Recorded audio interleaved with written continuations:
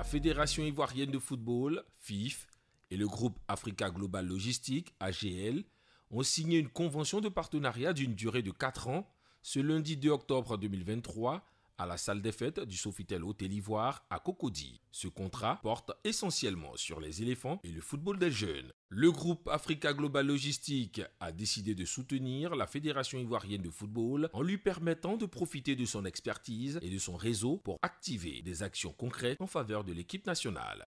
Cette signature de convention marque le début d'un partenariat fort et durable, au cours duquel nous mettrons en commun nos ressources, notre expertise, mais aussi notre réseau pour mener des actions concrètes en faveur du développement du football et du sport en général.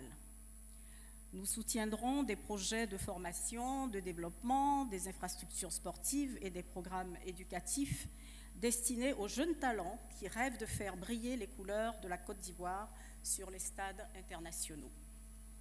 Honorables invités, mesdames et messieurs, vous l'avez compris, nous sommes honorés de nous associer à la Fédération ivoirienne de football, une institution prestigieuse qui incarne la passion et l'unité que le football suscite chez les Ivoiriens et bien au-delà.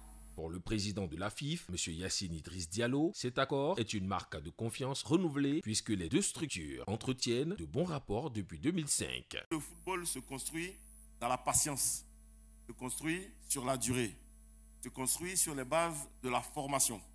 Et le groupe AGL a cru, a accompagné, a eu la patience et aujourd'hui vient conforter son implication à travers cette nouvelle alliance qui va partir sur les 4 prochaines années et qui va, je dirais, prendre en compte la collaboration vis-à-vis des éléphants que tout le monde regarde aujourd'hui parce qu'il y a une CAN dans 3 mois, quelqu'un me disait c'est exactement dans 102 jours.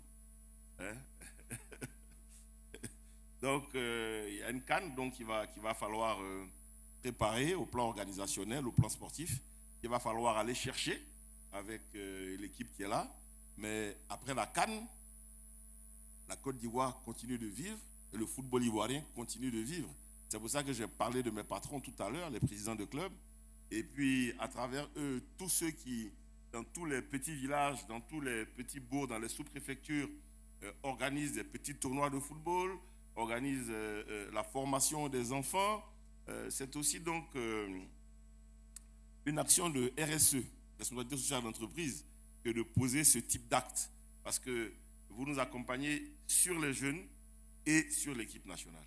Nous sommes heureux de cette confiance, nous sommes honorés de cette confiance et nous ferons tout ce qui est humainement possible pour la mériter.